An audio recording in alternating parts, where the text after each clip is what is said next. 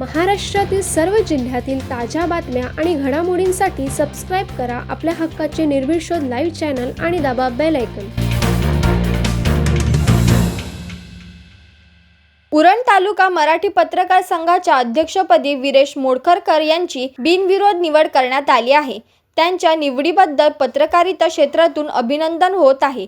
यावेळी संघाचे मुख्य सल्लागार संजय गायकवाड, कार्याध्यक्ष घनश्याम कडू, उपाध्यक्ष दिलीप कडू, नमिता गायकवाड, कायदेशीर सल्लागार ॲडव्होकेट संगश्री गायकवाड, सचिव राऊ म्हात्रे, खजिनदार महेश गायकवाड, सुयोग गायकवाड, दुर्वा गायकवाड आदी पदाधिकारी व सदस्य उपस्थित होते. नवनिर्वाचित अध्यक्ष वीरेश मोडकरकर यांचे उपस्थित पदाधिकाऱ्यांनी अभिनंदन करून पुढील कार्यासाठी शुभेच्छा दिल्या. पत्रकारांमध्ये एकोपा वाढून पत्रकारांच्या अडचणी सोडवण्यासाठी संघाच्या माध्यमातून विविध उपक्रम राबवण्याबाबत यावेळी चर्चा करण्यात आली. दरम्यान जलतरण नगराध्यक्ष चषक 2026 स्पर्धेच्या व्यासपीठावर नवनिर्वाचित अध्यक्ष वीरेश मोडकरकर यांचा सत्कार करून त्यांना पुढील वाटचालीसाठी शुभेच्छा देण्यात आल्या. रायगड जिल्ह्यातील शेतकरी, कामगार, महिला, युवक, विद्यार्थी, आरोग्य, शिक्षण, पाणी, रस्ते व रोजगाराच्या प्रश्नांवर भारताच्या कम्युनिस्ट पक्ष मार्क्सवादी रायगड जिल्हा समितीच्या वतीने उरण तहसीलदारामार्फत जिल्हाधिकारी व कोकण आयुक्तांना 28 मागण्यांचे निवेदन देण्यात आले. यावेळी CITU, अखिल भारतीय किसान सभा, जनवादी महिला संघटना व DYFU चे पदाधिकारी तसेच कामगार व नागरिक मोठ्या संख्येने उपस्थित होते. उरण वैष्णवी हॉटेल लगत असलेला मोठा सिमेंटचा कोबा उरण नगर परिषद यांनी कारवाई करीत तोडण्यात आला आहे. मिळालेल्या माहितीनुसार या जागेवर विरा होता. त्यावर सार्वजनिक मुतारी आणि विश्रांती घ्यायला उघडी होती. केगाव, मोरा अशा लांब चालत प्रवास करणारे त्या ठिकाणी विश्रांती घेत असत व पुढील पायी चालत जात असत. कालांतराने विरा रुंदीकरण आणि हॉटेलवाल्याला मुतारीचा त्रास होत असल्याने ती मुतारी आणि बैठा काढून विरा मोठा करण्यात आला आणि त्या ठिकाणी गाडी पार्किंग करण्यासाठी सिमेंटचा भराव करून उतरता कोबा करण्यात आला. यामुळे ट्रॅफिक, शाळा सुटल्यावर मुलांना त्रास, वृद्धांना त्रास तसेच गाडी वळवण्यासाठी अडचण नागरिकांना होत होती. ही बाब निवडणुकीच्या आधी नगराध्यक्ष यांनी मांडली होती. आत्ताच्या कर्तव्यदक्ष नगराध्यक्षा भावना घाणेकर यांनी दिलेला शब्द पाळत अनधिकृत सिमेंट भराव तोडण्यात आला आहे. त्यामुळे परिसरातील नागरिकांनी नगराध्यक्ष यांचे कौतुक केले आहे.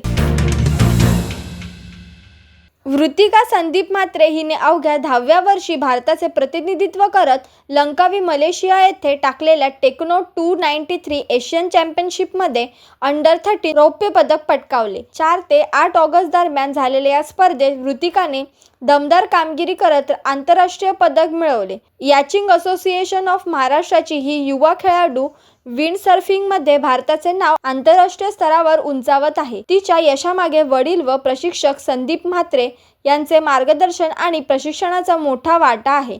वृत्तिकाच्या या उल्लेखनीय कामगिरीबद्दल तिचे सर्वत्र अभिनंदन होत आहे.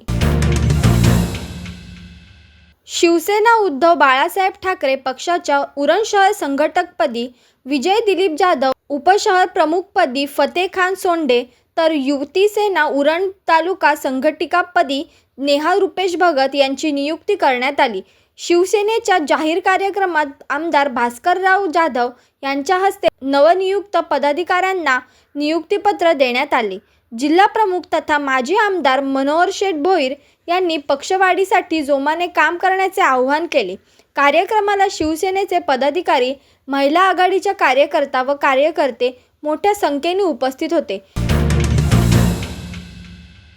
ग्रामपंचायत चिरनेर येथील स्वातंत्र्य दिनानिमित्त होणारे झेंडावंदन साफसफाई कर्मचारी संदेश धनाजी नारंगीकर यांच्या हस्ते झेंडावंदन केले. चिरनेर सरपंच भास्कर मोकल यांनी गावाची निस्वार्थी सेवा करणाऱ्या कर्मचाऱ्याला सन्मानित केल्याने नागरिकांकडून कौतुक होत आहे.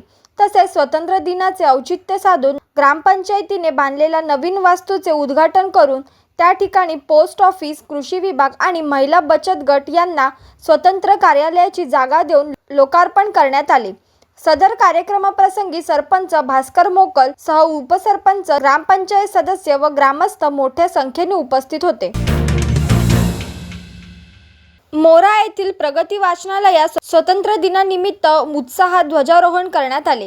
RPIचे उरण शहर अध्यक्ष दिनेश गायकवाड यांच्या हस्ते ध्वजारोहण करण्यात आले. यावेळी विद्यार्थी, कर्मचारी तसेच नागरिक मोठ्या संख्येने उपस्थित होते. उपस्थितांनी राष्ट्रध्वजाला मानवंदना देत स्वतंत्र दिन साजरा केला. उरण तालुका बौद्ध धम्म संघटनेची बैठक संपन्न झाली. या संघटनेच्या वतीने बौद्ध नागरिकांच्या समस्या सर्वसमावेत सोडवण्याचे काम करण्यात येणार आहे.